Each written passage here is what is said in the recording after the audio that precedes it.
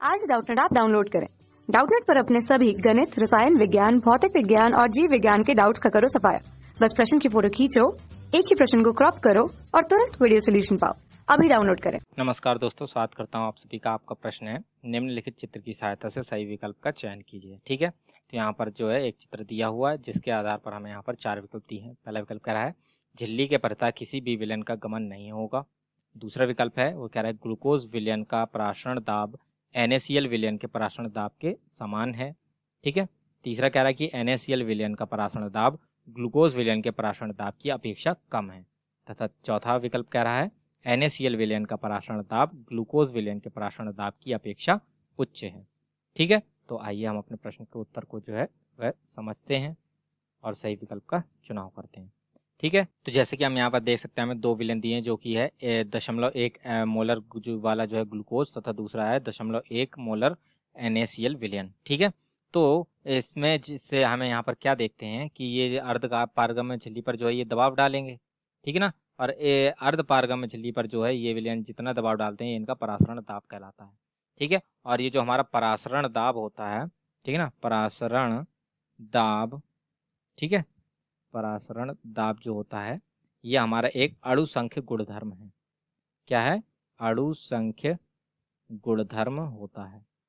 ठीक है ना, अर्थात ये जो परासरण दाब होता है यह विलयन में उपस्थित विलेय की या अणुओं की संख्याओं पर निर्भर करता है। ठीक है, ये अर्थात ये विलयन की प्रकृति पर आधारित ना होकर विलयन के अणुओं की संख्या पर निर्भर करते हैं। ठीक है ना, तो ये परासरण दाब किस पर निर्भर करता है?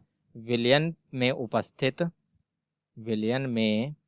उपस्थित अणुओं की संख्या पर ये जो है निर्भर करेगा।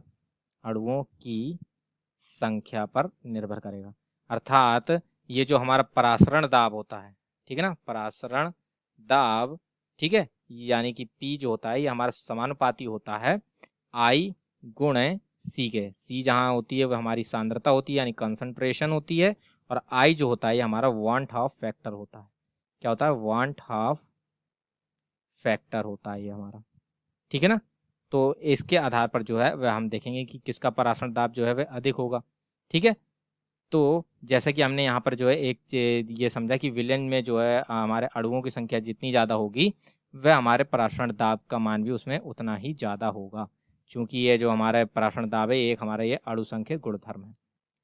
ठीक है ना, तो अब जैसे कि यहाँ पर हमें दिया था 0.1 m ग्लूकोज, ठीक है, और दूसरा दिया था 0.1 m NaCl। ठीक है ना, तो अब जो ये परासरण दाब देखें तो ये किसके समानुपाती है? हमारा I और C के। तो C जहां पर ये सांद्रता है तो सांद्रता तो इसमें देख सकते हैं हमारी दोनों ही विलयनों की समान है। यहाँ पर 0.1 मोलर विलयन दिए हैं हमें यहाँ पर। ठीक है, और चूंकि मोलरता जो होती है वह हमारे किसके N/V के यानी कि मोल बटे आयतन के बराबर होती है।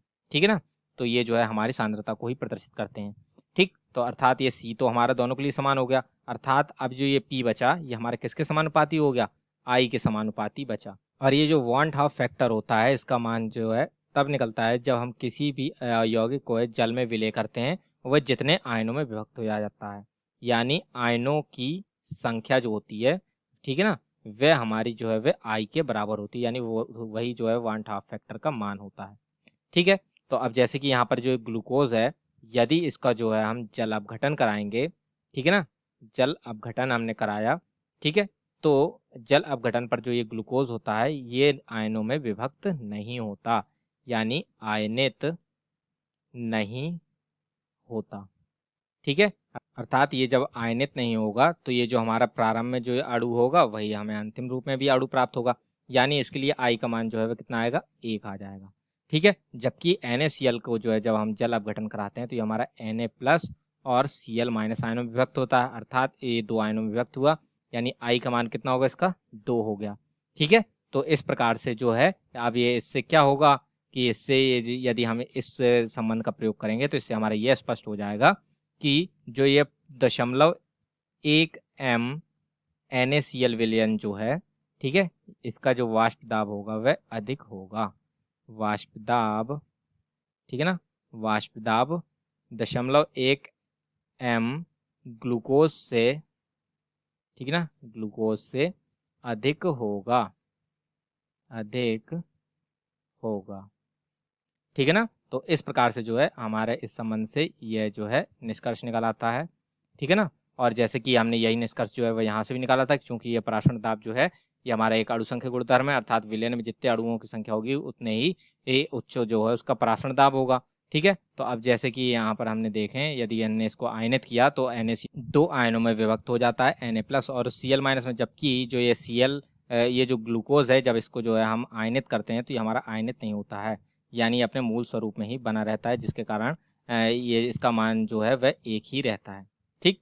तो इस कारण से इसमें जो विलय की संख्या हो गई NaCl में 2 हो गई और ग्लूकोज में 1 हो गई, अतः जो NaCl का जो पराशरण दाब होगा वह हमारे ग्लूकोज के विलयन से अधिक होगा, ठीक है। तो अब जैसे कि विकल्प नंबर 4 में देखें तो NaCl विलयन का पराशरण दाब ग्लूकोज विलयन के पराशरण दाब की अपेक्षा उच्च होता है, यही हमारे प्रश्न का जो है वह सही उत्तर है, ठीक है ना। तथा चूंकि ये हमारी अर्धपारगम्य झिल्ली है, अर्थात इसके फलस्वरूप जो है ये हमारे जो विलयन है वह एक ओर से दूसरी ओर आवागमन कर सकते हैं। इसके आधार पर जो है पहला विकल्प तो गलत हो गया। दूसरा विकल्प क्या कह रहा है, ग्लूकोज विलयन का पराशरण दाब NaCl के दाब के समान होगा, यह भी गलत हो गया। और तीसरा क्या कह रहा है, NaCl विलयन का पराशरण दाब ग्लूकोज के पराशरण दाब से कम होगा, यह भी गलत हो गया, ठीक है। तो इस प्रकार से जो केवल विकल्प नंबर 4 है वही हमारे प्रश्न का सही उत्तर है, ठीक है ना। तो आशा करता हूँ आप सभी को उत्तर समझ में आया होगा। धन्यवाद। कक्षा 6 से 12वीं से लेकर नीट, IIT, JEE वो एडवांस के लेवल तक 1 करोड़ से ज्यादा छात्रों का भरोसा। आज ही डाउनलोड करें डाउटनेट ऐप या व्हाट्सएप करें अपने सारे डाउट्स 8400 400 400 पर।